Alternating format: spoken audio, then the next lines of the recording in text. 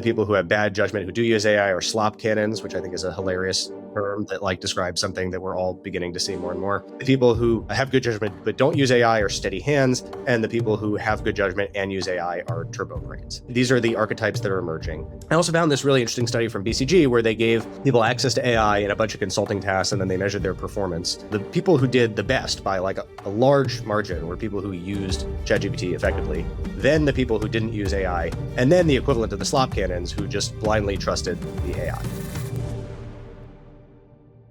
All right, back with another week. We skipped last week. That's my fault. Apologies to the audience and to Ken and Zach here, but we're back. We got another episode of the Bitcoin Policy Hour.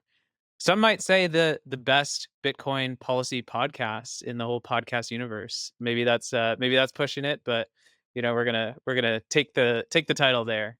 So yeah, as usual, joined by Ken Egan and Zach Shapiro of the Bitcoin Policy Institute, here to talk about a little bit of Bitcoin policy and a lot of other stuff. So this week will be a little bit AI heavy. We got some good feedback on that, and it sounds like you all enjoyed that episode that we did 2 weeks ago. So we'll dig into that, and then Ken flagged for us a speech from Secretary Rubio in Munich, and so I got some good kind of geopolitical conversation to have there as well. But in terms of the Bitcoin policy stuff, things seem to be moving pretty slowly. Ken, Zach, I don't know if y'all have anything you want to jump in with before we get started on kind of the status of market structure or anything kind of popping up in DC, or should we just get into it?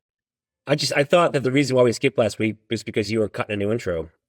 And that's I was led to believe guys is going to be sick. So just bear with me. Well, did I disappoint you? I've been pushing for a theme song. So if anyone's listening and knows how to use Suno or 11 Labs or whatever, feel free to send us contenders. Just not ones that violate any copyright. I love it. Let's get into the substance here. So I think when we spoke 2 weeks ago, that was really kind of when OpenClaw jumped onto the scene, and they were like, "Oh my God, we have the singularity is here. We have autonomous AI agents. They're kind of recursive logic, like all the things that people have been talking about for a while now." And it was a bit of a shock. And then I think maybe in the weeks since then, things have kind of slowed down on that front. I think people are still, rightfully kind of excited about the opportunities that we've seen come out of OpenClaw, but maybe the timeline there is getting pushed back on how capable this thing is. So Ken, I don't know if you want to jump in here, let us know if there's anything kind of over the past 2 weeks that you've been toying around with or seen in the news that have changed your opinion about kind of what we discussed last week, or if you want to kind of reiterate your stance. Yeah, I'm kind of in the same place. I think I did notice that OpenAI appears to have purchased OpenClaw. So I don't know what that means. Your data is, it's still going to Sam Altman if you care. I'll tell you the interesting thing I've been thinking about, and some of the Bitcoin people have been talking about this, is that how AI is going to push us back to self-hosting of our infrastructure. For years it was we all have it. We all have our our Google Cloud accounts, our Apple accounts. Everybody's got one of those because it was easy and it was relatively cheap. But increasingly, certainly if you're a company, it's going to be interesting to see over the next couple of years how I think you see a reemergence of the phenomenon of self-hosting your infrastructure, because the stuff that we do, like our cat, dog and cat videos, whatever, like Anthropic can have it or Sam Altman can have it.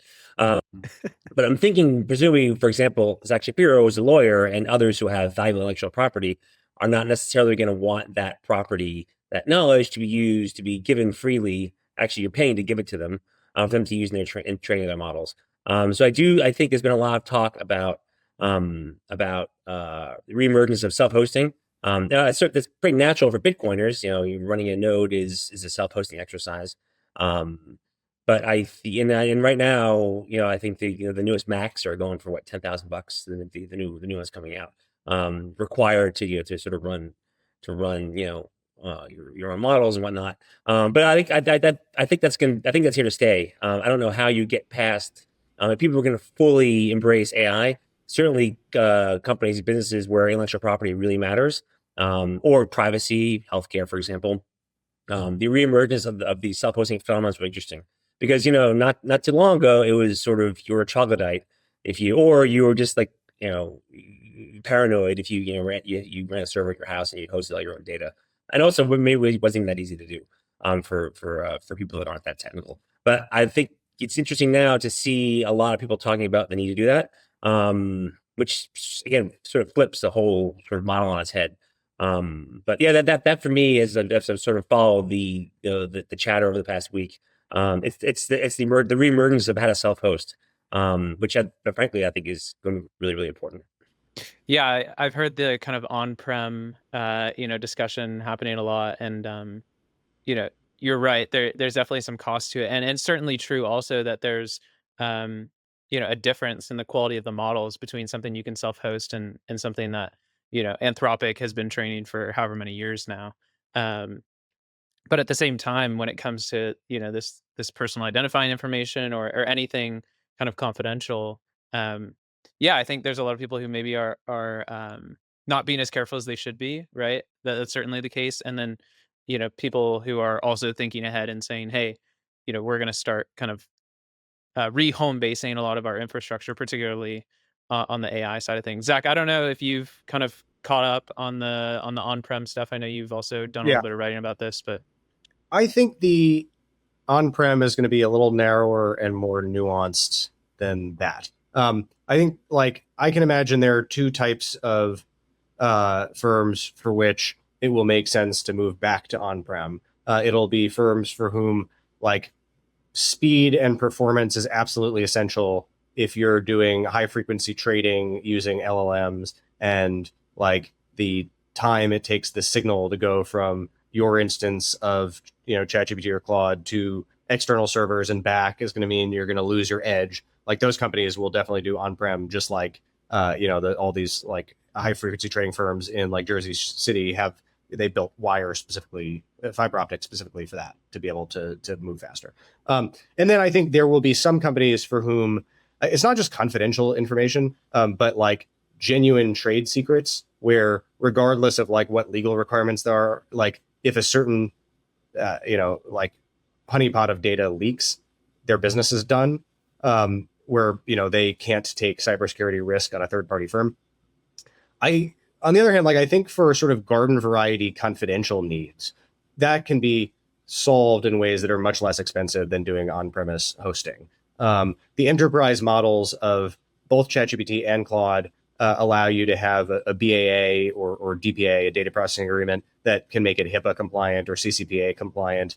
You can, in all of the paid versions, I think, turn off the ability for the model to train. Now, like, everyone should do that if you have anything confidential, right? That's like the lowest hanging fruit, and it's kind of negligent not to. But I think the sort of like privacy concerns can mostly be solved from like just like a legal relationship between the user and the provider. And like Anthropic and OpenAI are not going to want to lose all those users to like a Chinese self-hosted open source model. So that's my guess of where it's going to break down. Now, there is some other interesting news we got this week. There's a federal lawsuit in the Southern District of New York where sort of one of the most respected SDNY judges, Judge Rakoff, known, I guess, in this podcast for doing the Terra Luna case, ruled that a criminal defendant who is using Claude to help prepare for his defense in a securities fraud case, where he asked Claude about legal theories. He sent those theories to his actual lawyer. The lawyer says it impacted the lawyer's strategy, ruled that was not privileged, and the government could discover his chat logs from Anthropic, could subpoena those chat logs and look at them, which is really fascinating, right? Even though he was using it in his full defense, even though he sent it to his lawyer, said, Anthropic is not a lawyer, so there's no attorney-client relationship. Its terms of service allow it to train, and so there's no expectation of privacy. And another reason why it's really important for you to turn off the training in your instance. The fact that he sent it to his lawyer after the fact didn't cure it, and he didn't do it at the direction of his lawyer, so it wasn't, even arguably attorney work product, which is another sort of batch of privileged documents.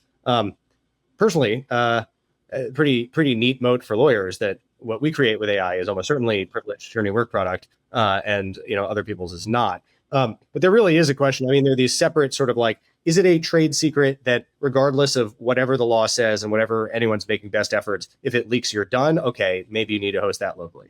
Is it something that like really needs to be confidential for regulatory reasons because you'll face a lot of liability if it leaks? Then it really depends on your relationship with the provider and like, do you have the enterprise thing and do you have a data processing agreement or a BAA if it's health stuff? And then sort of third is just like the concern about like, in what context are you using it? What information are you giving it? And is this something that even if it's not going to leak, someone can get in a lawsuit? And there, I think like, for sort of individual cypherpunk folks, if that's a concern, like you should know that even if you're using your AI like a lawyer, it's not a lawyer. Your conversations aren't privileged, and if you have it hosted with a third party, like someone will be able to subpoena it if they sue you. And so that might be a reason for individuals as opposed to firms, I guess, to do local. Of course, I'm not surprised that one lawyer fought and defended the moat of another. But I asked that, but you do have a constitutional right to self-defense, right? To defend yourself, I should say, in court. So what does that mean if I opt instead of hiring Zack Cohen to defend me, I opt to do it myself and I use Claude? Does that decision affect that? So I think it depends. So I actually now I'm going to go look up. So what that's called is being a pro se litigant when you defend yourself. You can do that in some circumstances, right? In a criminal trial where you're personally charged, you can do that. I don't know, like, well, I suppose what would protect you there is not attorney-client privilege, but a Fifth Amendment protection against self-incrimination, right? So if you did something that's like, I did it, the government can't compel you to testify against yourself. The problem is, I don't think it would help here because it was not like I used a pen and wrote on a paper and the government's forced me to turn over the piece of paper. The argument is that you turned over this information to a third party, Anthropic, and Anthropic is not your lawyer, and the government is not subpoenaing you, it's subpoenaing Anthropic. So I think it would be the same position, and it would really depend on the legal relationship that you and Anthropic and Claude have. And I think my sense is it could probably be solved by a different contract between you and Anthropic. Like if Anthropic couldn't get to it, you're the only one who could get to it. They have a data processing agreement where like you do still have an expectation of privacy based on your contractual relationship with Anthropic. Maybe that would help the pro se litigant who could claim a Fifth Amendment right not to incriminate themselves. But in this particular case, even if this particular litigant didn't have a lawyer, the government's not asking this dude to turn over his Anthropic Claude logs. They're asking Anthropic to turn those over. And wasn't am I wrong, right? Wasn't an Anthropic legal model that launched SaaSpocalypse like 2 weeks ago?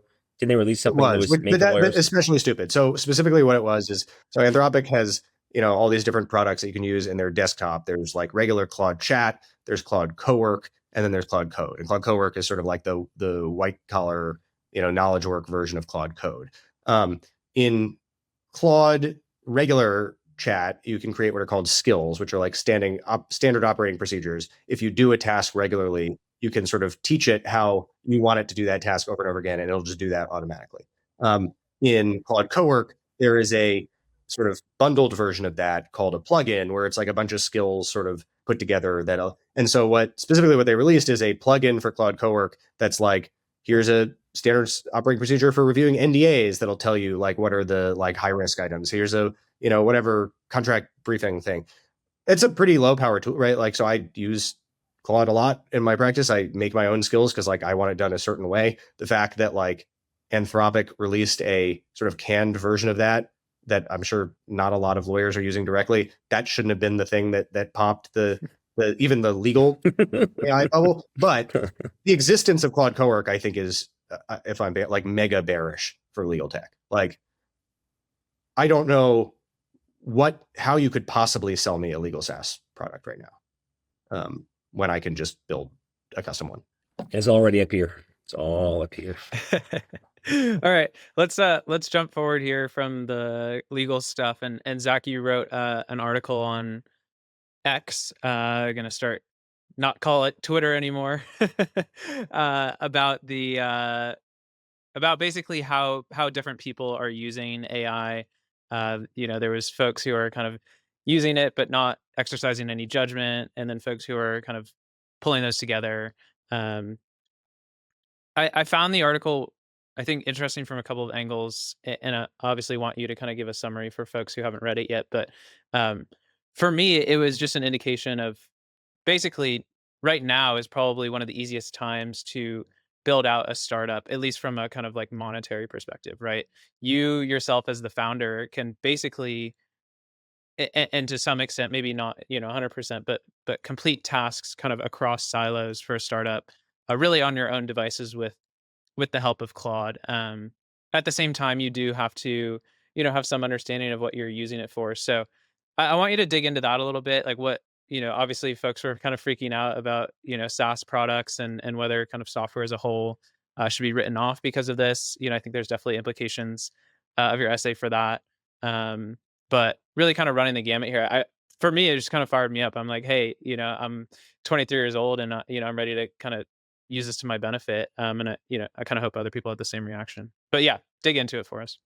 For sure. So there were two previous X posts that inspired me to do this. The first is the like mega viral post from Matt Schumer about we're all doomed and AI is going to take all our jobs. And I'm like, I'm so sorry. And that one went viral outside of the normal sort of X community. And I wanted to think about like, okay, is there a slightly more optimistic take here that still takes into account the magnitude of the shift we're seeing in AI tools?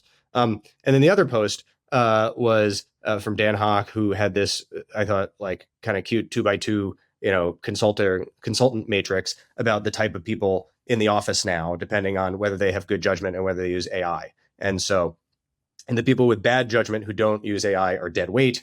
The people who have bad judgment who do use AI are slop cannons, which I think is a hilarious term that like describes something that we're all beginning to see more and more. The people who have good judgment but don't use AI are steady hands, and the people who have good judgment and use AI are turbo brains. And taking these two together, it's like, okay, like that's happening now. These are the archetypes that are emerging.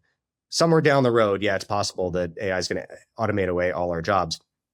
But I also remembered, I'd listened to a podcast, I think with Dario Amodei, who talked about, you just mentioned this fact, and I went and like researched it.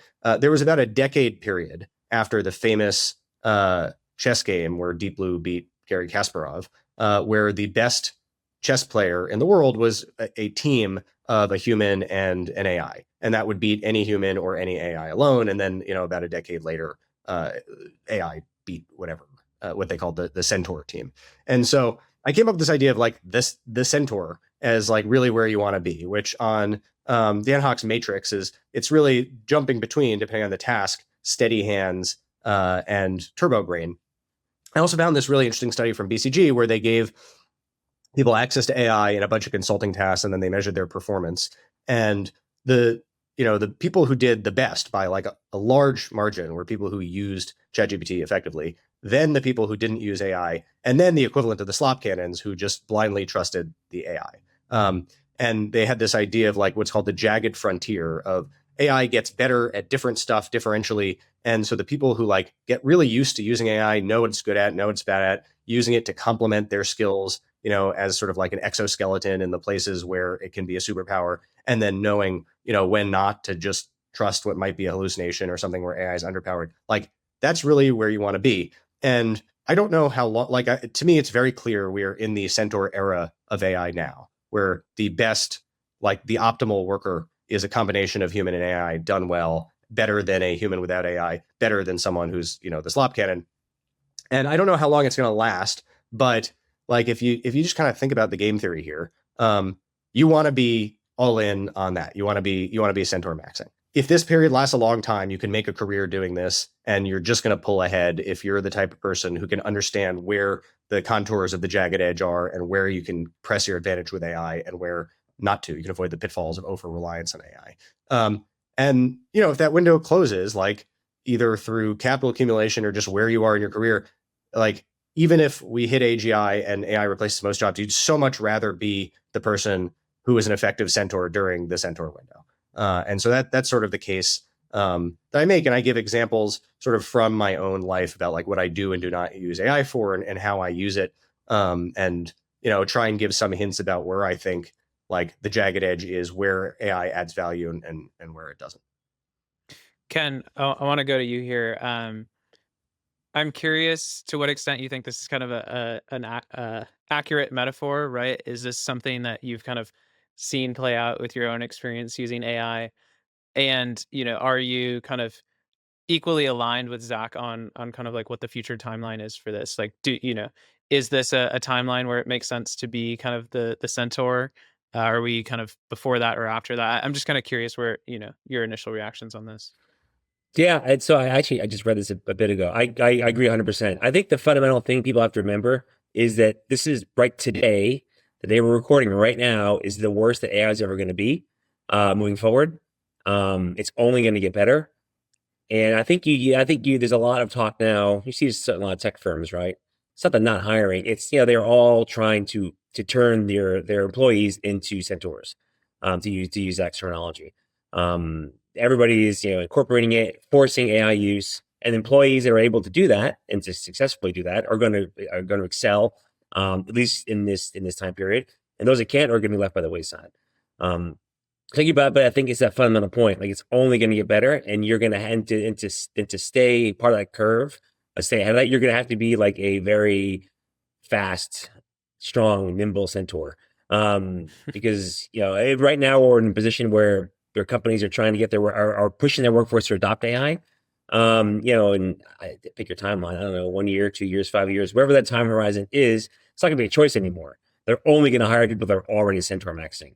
And even remarkably, what is the slowest sector of all sectors? Government and government adjacent things. I mean, the reports that they use Claude. I'm still trying to imagine what that discussion was like. If, like, someone in the Pentagon talking to Claude about how to grab Maduro. But it shows you. But I mean that of all places, is very emblematic of how people are thinking about AI now. And with the government, there's all kinds of data restrictions and the kind of things that they deal with, but they're going to figure it out. Certainly in the private sector, if you're not centaur maxing, I think right now I think most people are being given the chance to do that, right? To centaur max. Your companies are pushing you to understand it. They're buying your subscriptions. They're giving you the access to tools you need if you want to do it. You don't do it, you're going to be left behind. So I thought it was actually great. Of course, I love pictures. So the matrix is the McKinsey matrix is really cool. It's just great Twitter fodder, X fodder.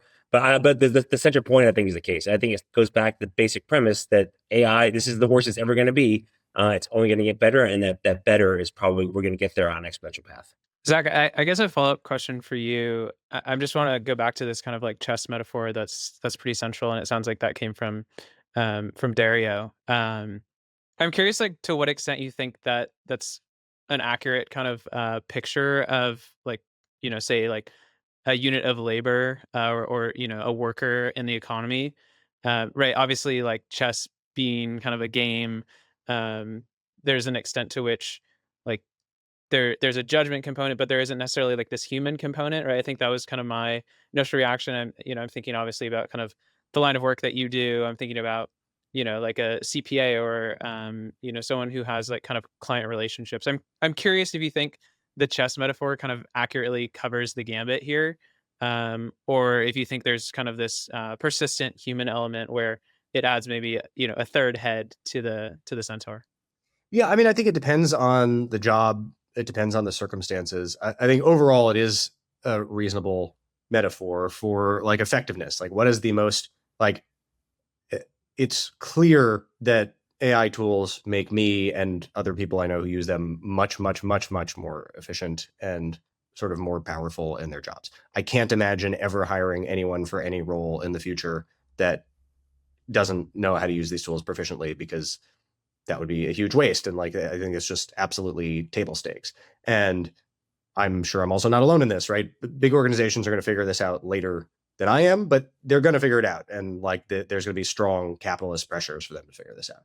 And so, okay, when an organization is thinking about who's valuable, right? Who is effective, who can help us get done what we need to get done? Is it people not using AI? Is it, we're leading into AI decision making maximally, or is it the Centaur thing? And I think for a while, and right now, it's the Centaur thing. And I think that is sort of analogous to being in that window for chess. Are there parts of my or other jobs that, are going to be harder to automate, including sort of networks and relationships and trust? Sure. Are there parts of my or other jobs that will never be automated? I don't know. Right? Like there are really complicated things and there are human things that are very hard to automate, but like networks are about trust. If you perfectly trust the AI, then you like people hire lawyers based on reputation because that's the best proxy they have. If at some point like their rules are different about attorney-client privilege and whatever, and like the best thing is an AI product, maybe you don't go to your network, right? Like, it could shake out that way. In terms of like really complicated sort of commercial like things I advise on, when I'm doing like a negotiations, an example I use, like there clearly there's like a lot of it is human skill, but in some sense, right, if you zoom out enough, it's because like my context window is just much bigger than a context window anyone could reasonably create for AI right now. Like I just have many more parameters, including like the personalities involved and, just like thinking through different angles and like what's commercially reasonable. But like, could you build an AI several generations from now that like someone's really gamed out all of these things and it could approximate like all of the different vectors on which I give advice? Like maybe. That would be the end of the Centaur window. My point is like, that's speculative. Like it may happen, it may not. It might happen soon. But sort of regardless, the game theory is lean into the Centaur. Can I quote David Zell here? Is that like permitted on this podcast? Please do. David Zell, who happens to be a great chess player. I had this discussion with him actually this weekend about chess as representing life. And he said, yeah, on some level, the difference being it's radically transparent. And I think this is what speaks to Centaur theory. He said that in his mind, a better metaphor is poker because there are, you can't control the circumstances in poker. But it is fundamentally a human versus human game in terms of bluffing and the tells and all the things that really good poker players are good at. And I think that poker metaphor is what keeps people, the Centaur matches keeps you in the game. Because when that human aspect that, as Dave describes it, like, the dilated pupils when you get a good hand, or all the tells that people see poker movies. When those are programmed out of it, then hopefully we just, we get Elon's UBI and we just chill out and, and paint and do what we're going to do on ketamine. But until then, I think, Centaur maxers who can play that game, that poker aspect of it are going to do very, very well. Yeah, that sounds right. Okay.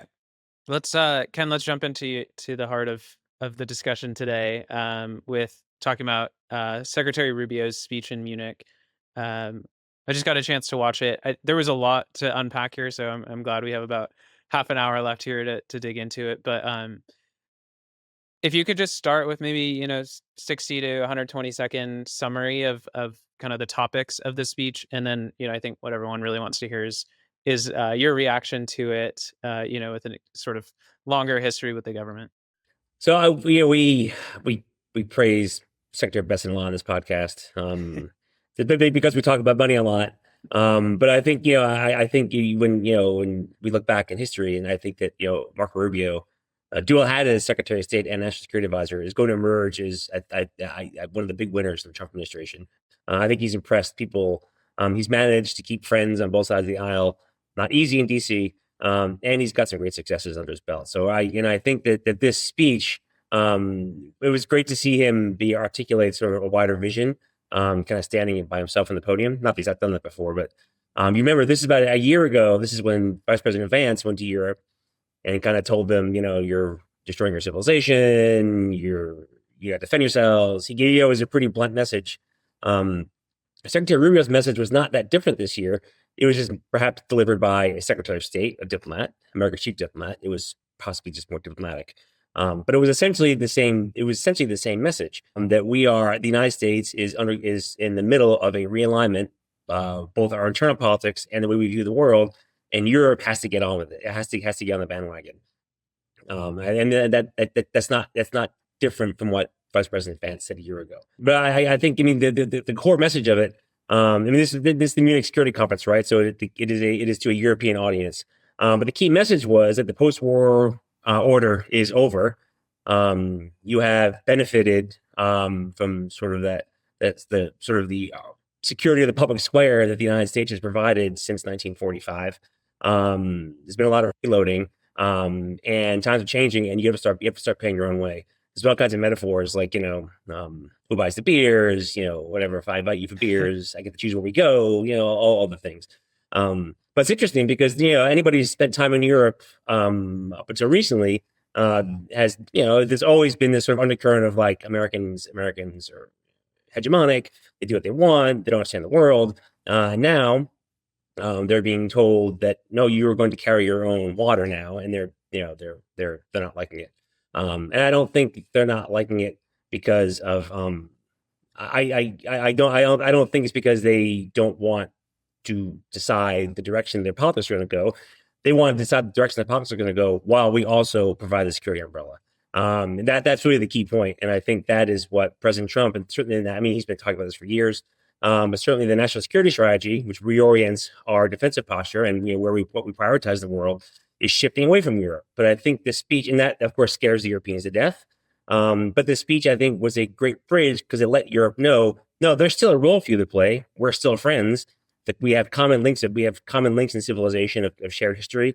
He had a great sort of discussion about how he mentioned, his relatives a long time ago in Spain and Sardinia, how they never would have imagined, as poor peasants in these two regions, that their son would have been, the chief diplomat of the United States, talking to European leadership. But I think this speech was another, I think, very articulate sort of description and vision for how the Trump national security strategy is going to, how they envision it being executed. But then again, that national security strategy is sort of in the same ball of yarn as the domestic policies for reindustrialization and reinvigorating American manufacturing. So I think he did, again, it was not, if you just, sort of score counted it, it was a very similar speech in terms of focus from Vice President Francis. It was just delivered a year later. So Europeans have gotten a message that Trump is not bluffing, but also gave them a pathway to being participants in the New World Order. It's going to require sacrifice on their part, but it's also requiring sacrifice on our part. But if we can find commonality, there's still a path where America, the United States, and Europe remain allies and help shape the path, shape geopolitics. But that shape is going to change. Ken, I want to come back to you. I guess on two things. One, when he finished his speech, and then somebody, I don't know exactly who came up on stage with him, but he made some comment about how everybody in the audience was kind of doing a sigh of relief, right? That they heard this speech and they said, "Oh, okay, good." Like, they're not coming after us, or we're not friends anymore. I'm curious the extent to which you think that was the reality. It seems pretty obvious, but then I guess the question kind of begs itself of why why kind of let them off the hook now. And then the other thing that I found really interesting in the speech was the commentaries about the UN and kind of the war in Gaza, the war in Ukraine, and how the UN has been sort of largely ineffective. I'm curious if you have an outlook on what these kind of transatlantic kind of organizations are going to look like going forward, including NATO, of course. Yeah, I think the gentleman you're referring to was the chairman or the president of the Munich Security Conference. Okay. German, I forget his name. Beginning with an I. No, I think they were relieved because, again, there were still echoes. I mean, it's been echoing for a year, Vice President Vance's speech, right? It sort of set the tone for how the Europeans view the Trump administration. Is it like, you're freeloaders and we're tired of paying for you, so get it together, or no more life vests, right? You're on your own. This speech, I think, sort of assuaged some of those sort of fundamental concerns that, the United States is going to close up shop in Germany and Italy and sort of the vast infrastructure that still exists, military infrastructure exists certainly throughout Western Europe, that they were going to, take our toys and go home. I think Secretary Rubio gave them a pathway to actually prevent that from happening. I think that was a relief to them. I think there's, I mean, you watch European politics. I mean, we've gone forever about European leadership. It's how feckless it is, how it's failing, the states, the Europeans themselves. It's just really, really terrible.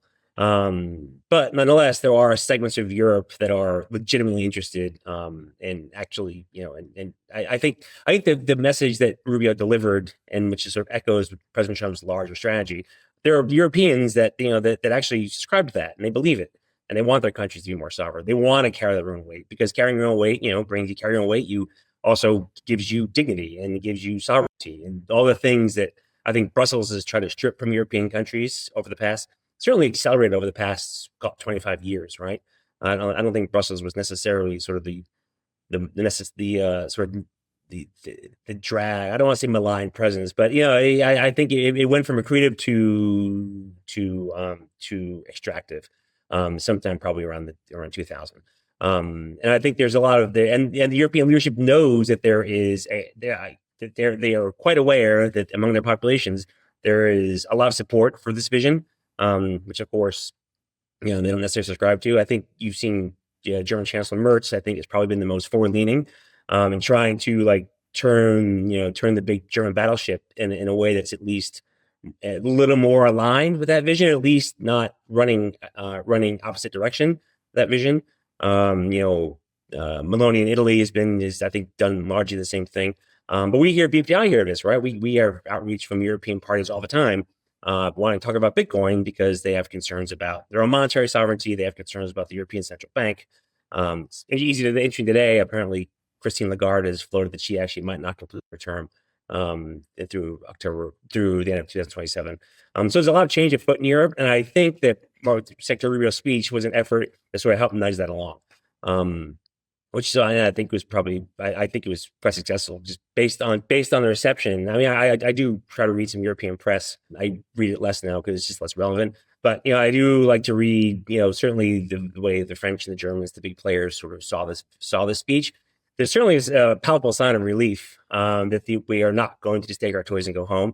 Because let's be honest, they can talk a big game, but they can't defend themselves. If the Russians were to invade, take a border town, Estonia, there's absolutely nothing the Europeans can do about it. And they're aware of that. And they don't want to put themselves in a situation. So I think in terms of a question here, just to jump in. Yeah. Do you think that it was part of the strategy all along for JD Vance to go over there and kind of scare them shitless, and then have Rubio come in a year later and basically say, hey, we maybe we weren't, not that we weren't serious, but this was sort of a classic, President Trump ploy of hey, we're going to push you to the limit, and then we're going to negotiate back kind of to the middle, which is where I wanted to be the whole time. Do you think that's what's going on here, or do you think something has kind of shifted in the national security policy? I don't know. I mean, you're a millennial. You're G, you might not have got spanked. I'm Gen X. I got spanked. Your parents spank you. You cry like, all right, it's all right. Come on, it's fine. Maybe it was sort of like that. Okay, we disciplined you. Now behave. We're good to go. I don't know. I mean, I doubt that they really thought out that far. I mean, maybe, but I'd be very surprised. I just think, I think Vice President Vance's speech was just a stark signpost for this is the new policy. And like everything else, though, it evolves. There have been parts that have been successful. There are parts that the administration need to adjust. And I think Marco Rubio's speech is just sort of, the same cardinal direction, just, we're tweaking a bit. And, Europe, now we are open. We want to help you find a way to be better allies. We want to be friends, but you need to become better friends. And I think that was sort of the core. And I think Vice President Vance is kind of, they could have walked away with the impression that just you're on your own, go pound sand. We're tired of you. By the way, your civilizations are crumbling and your rotten welfare states. And so you've got nothing to offer us. I think Marco Rubio gave them a little bit of a little bit of hope that there is a path toward sort of redemption in terms of how we can cooperate between Europe and the United States. Gotcha. Zach, I want to bring you into the conversation here. It was obvious that Rubio was talking primarily about kind of the adversaries in terms of Russia and China. And it was interesting that they said they were going to bring up, the Chinese sort of delegate after, after Secretary Rubio came up on stage. And he said some really interesting things about kind of their relationship with China, which is, of course, what you would expect, right? Like, hey, they need to act in their national interests and we need to act in ours. And, sometimes those things align and sometimes they diverge. And, we need to do what's best for us and they need to do what's best for them. I'm curious the extent to which you think this was sort of sending a message to them, right? It was obvious that it was trying to send a message to our European allies, but implicitly also sending a message to Russia and China, and to what extent maybe there's a sort of battle line being drawn, uh, you know, around Europe, or if Europe's just sort of completely irrelevant at this point. Like, it is the U.S. concerned at all about, kind of losing our allies to someone like Russia or China, or is it just like, hey, we've had this history? Well, I think there are other parts of the speech that we haven't talked about civilizational erasure and sort of the identity of Europe that I think factor into the question you're asking. Yeah. I mean, uh, like, it's a little bit hard to define what exactly is sort of the foreign policy posture of this administration, but they are to some degree isolationist. They are to some degree sort of imperial, right? When the opportunity arises, they seem to believe in something like the Monroe Doctrine, and that we need to take a heavier hand, in our hemisphere.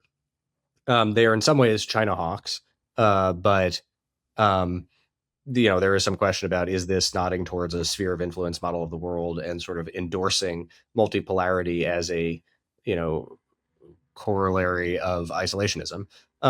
And I think the message is less.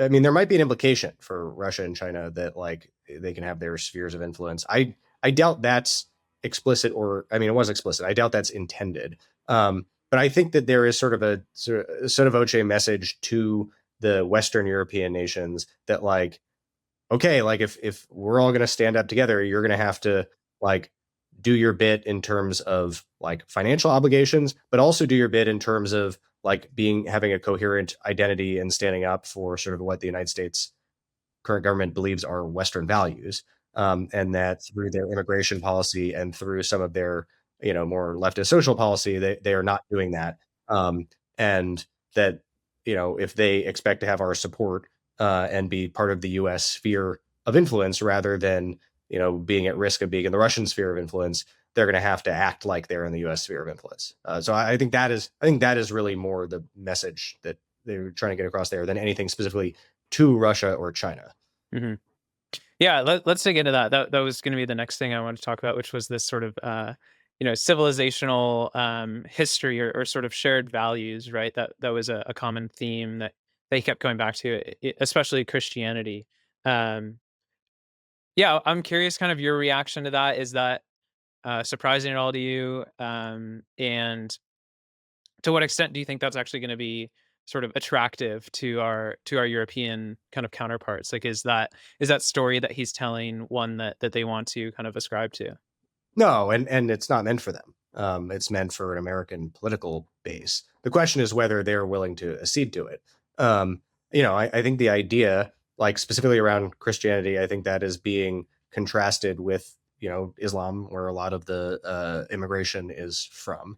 I think when they talk about sort of shared values, they like, they sort of see Europe as suicidally empathetic, and they're trying to signal we're not going to do that here, and we're going to sort of insist on the American way of doing things. And I think it's both in terms of the like demographics and immigration and culture issue. I think it also like there's a separate but related version of this, which is about economic power and Europe having sort of like data protection laws and really onerous regulations on American tech companies, that both Rubio and Vance are against. That's part of the story, and so it's if you're going to be part of the sort of American protectorate, then you got to look more like what we think America looks like. Ken, we talked in previous weeks about the Venezuela kind of, Trump doctrine of maybe sort of establishing greater power over, the Americas as a whole, right?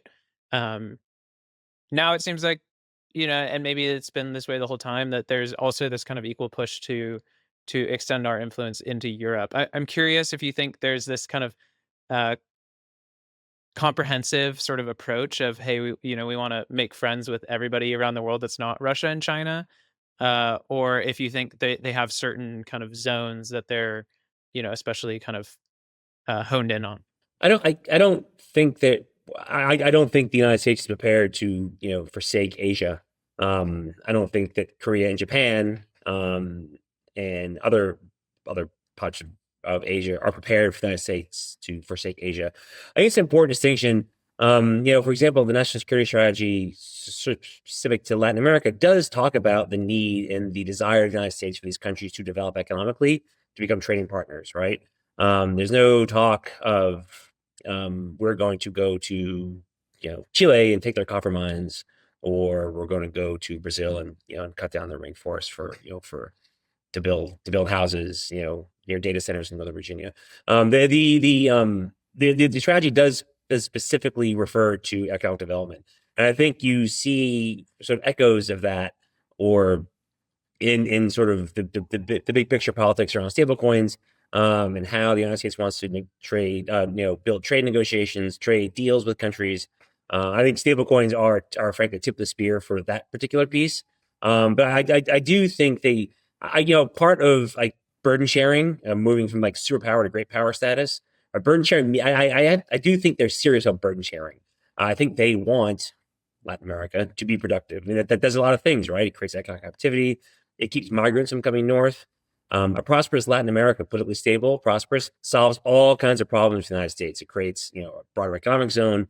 And then the same with Europe. And this is what Europe, frankly, was for up until, pick your arbitrary date, maybe the past 20 years or so, right? When sort of Europe went to just sort of slip into decline.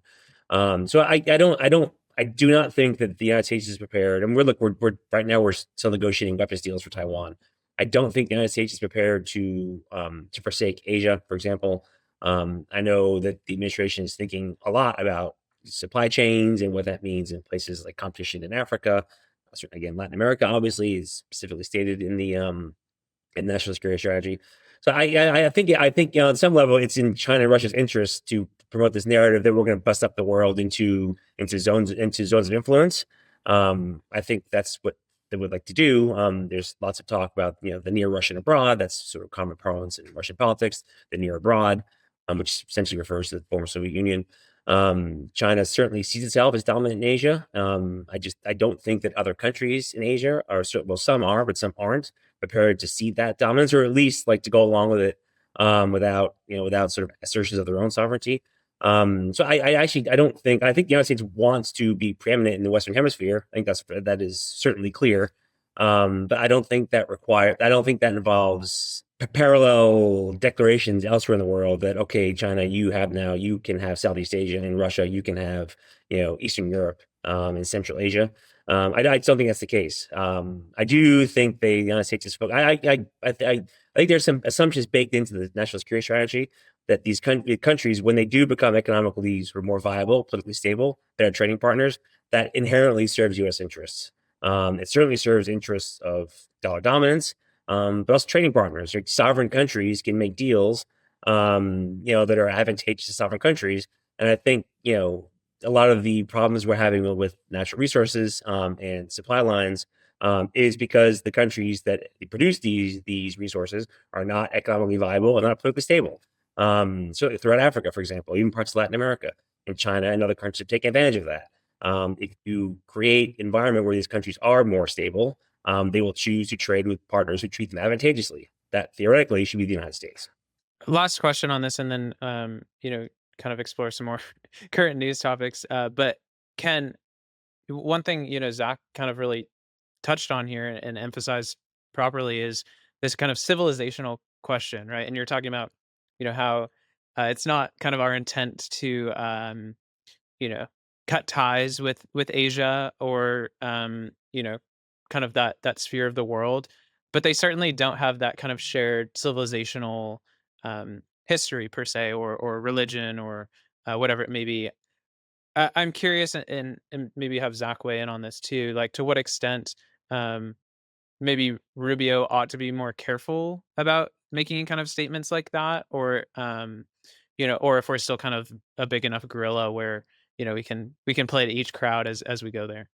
No, I think he means it. And I think the demographic situation in Europe, which has led to a political problem, is not good for anybody. I'll point to like our Arab friends in the Gulf, who, if you speak, there are some really good Emirati commentators and Saudi commentators who are viciously critical of European immigration policies. Say you're doing this to yourselves. We don't do it to ourselves. Anybody who goes to, for example, Dubai, you have to spend a few minutes there before you actually encounter an Emirati.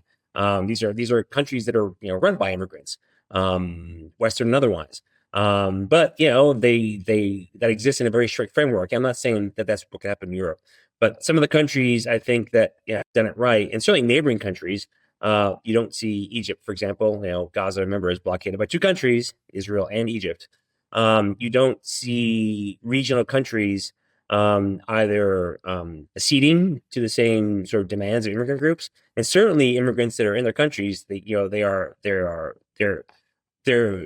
The organization, the immigration structures are just very, very different. And people can criticize sort of maybe in the Gulf some immigrants aren't treated well. So the point being, though, but there is a very structured environment there.